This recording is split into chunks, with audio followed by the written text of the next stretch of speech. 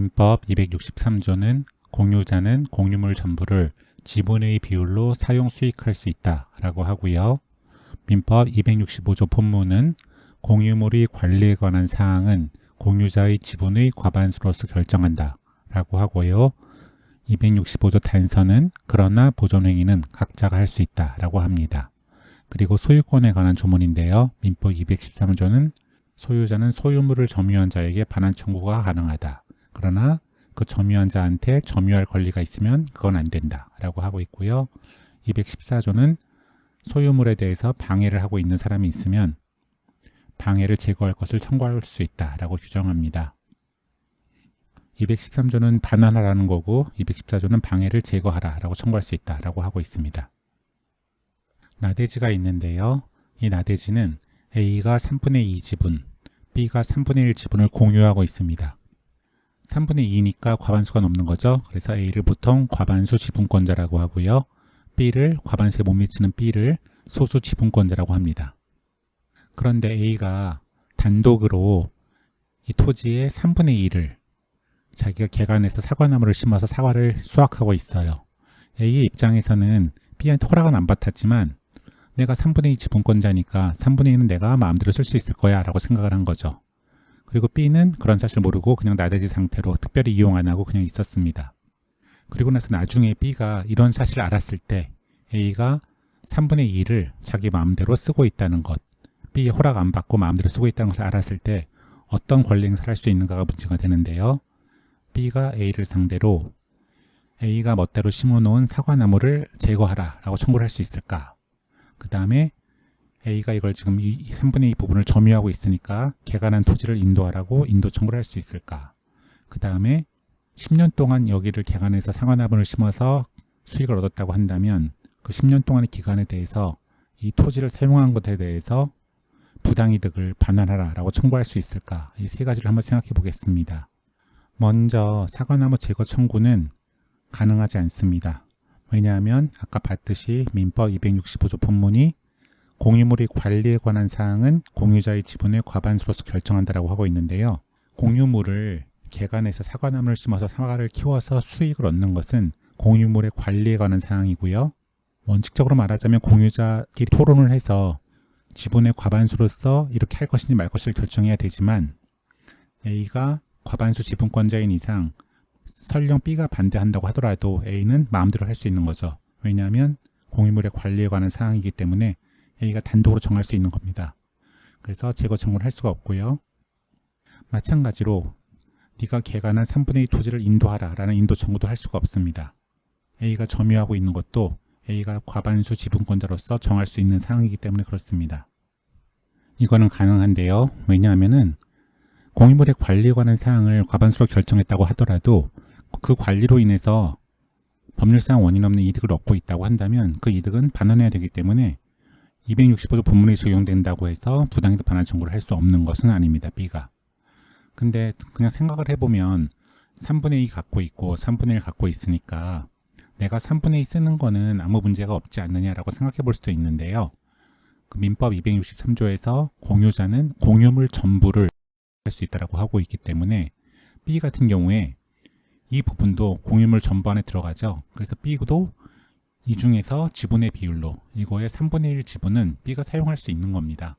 그렇기 때문에 협의해서 B가 이걸 쓰기로 하고 A가 이걸 쓰기로 한 것이 아니고 협의가 안 된 상태에서 A가 임의로 정해갖고 이 부분을 독점적으로 배타적으로 사용 수익하고 있다고 한다면 여기에 대해서는 B가 3분의 1 지분의 사용 수익권을 상실하게 된 겁니다. 그래서 부당이득을 반환 청구를 할 수가 있는 거고요.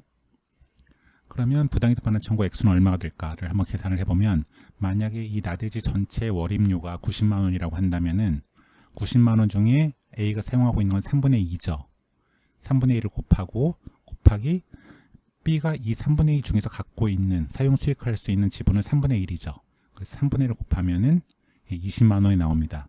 그래서 만약 월입료가 나대지의 전체 월입료가 90만 원이라고 한다면 A는 그중 3분의 1을 임의로 독점적 배타적으로 사용한 것에 대한 대가로 B에게 월 20만 원씩을 지급해야 될 의무가 있습니다.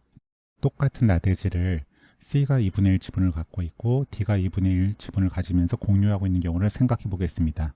C도 소수 지분권자고 과반수를 못 넘었기 때문에 D도 과반수를 못 넘었기 때문에 소수 지분권자, 둘 다 소수 지분권자입니다. 그런데 C가 D의 승낙 없이, D와 협의 없이 마음대로 반을 딱 잘라갖고 반에다가 개간을 해서 사과나무를 심어서 사과를 수확하고 있어요. C의 입장에서는 내가 2분의 1 지분권자니까 반은 내가 쓸 수 있겠지라고 생각한 거죠. 그래서 반 딱 잘라갖고 이렇게 하고 있는데요. 그러면 이럴 경우에 D가 C를 상대로 똑같이 이 사과나무를 다 없애버려라. 그 다음에 네가 지금 경작하고 있는 땅 나에게 인도해라. 그 다음에 사과나무를 심은 기간 동안에 부당이득 반환하라. 이런 청구를 할 수 있을까를 생각해 볼 수가 있는데요. 일단 D는 사과나무를 심은 이 면적에 대해서 2분의 1 지분을 갖고 있는 소유권자입니다. 온전한 소유권은 아니지만 2분의 1 지분을 갖고 있는 소유권자이기 때문에 D는 방해행위를 제거할 것을 청구할 수 있는 민법 214조의 소유물 방해 제거권을 갖고 있습니다.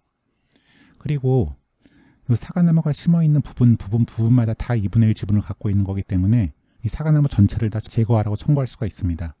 6그루 중 3그루만 제거하라고 할 수 있는 게 아니고 이 사과나무가 심어져 있는 면적마다 2분의 1 지분을 갖고 있기 때문에 이 사과나무 전체를 다 제거하라고 청구할 수가 있는 거고요. C에 대해서. 그리고 C는 여기에 대해서 이 A처럼 민법 265조 본문을 이용해서 항변할 수가 없죠. 왜냐하면 과반수 지분권자가 아닌 소수 지분권자이기 때문에. 그래서 C는 여기에 따라야 합니다. 그래서 D는 C에 대해서 민법 214조에 기해서 사과나무 제거 청구를 할 수가 있고요. 그러면 이 토지를 인도하라. 이것도 할 수 있을 것 같이 보이는데요. 사과나무 제거 청구가 가능하다면 기간 토지 인도 청구도 가능해야 될 것 같은데 과거 판례는 이것을 인정을 했습니다. 제거 청구도 인정하고 토지를 인도하라는 청구도 했었는데요. 최근의 판례가 2018-2875 전화합의체 판결에서 이 입장을 변경했습니다.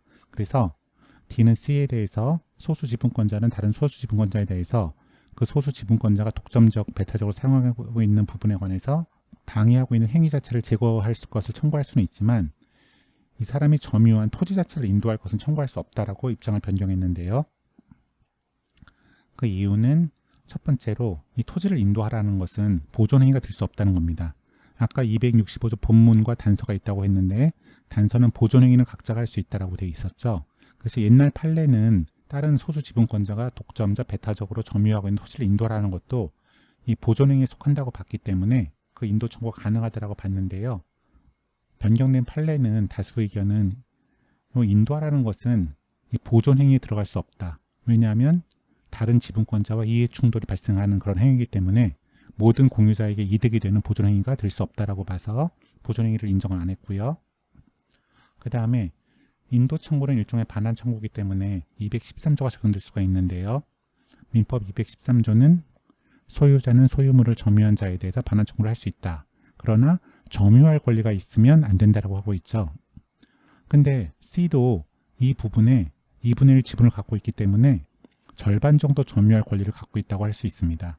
즉 C한테 이 부분을 점유할 권리가 전혀 없다고 할 수는 없기 때문에 이런 점에서 213조도 적용될 수 없다는 것이 다수 의견입니다. 그래서 결국 다수 의견은 보존행위도 아니고 213조도 적용될 수 없기 때문에 인도 청구는 할 수가 없고 214조는 적용이 되기 때문에 제거 청구를 할 수 있다라는 게 변경된 입장이고요. 그러면 부당이득 반환 청구는 가능하냐? 네, 물론 가능합니다. 아까 3분의 2 지분권자에 대해서도 부당이득 반환 청구를 할 수 있다고 했는데요.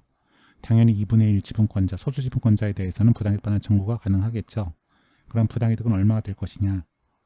이 전체가 90만 원이라고 한다면 C가 점유하고 있는 것은 2분의 1이니까 곱하기 2분의 1을 하고 C가 배타적으로 점유를 사용하고 있는 그 부분에 대해서 D는 그 지분의 비율로 사용 수익할 수 있기 때문에 2분의 1 지분을 사용 수익할 수 있는 거죠. 그만큼.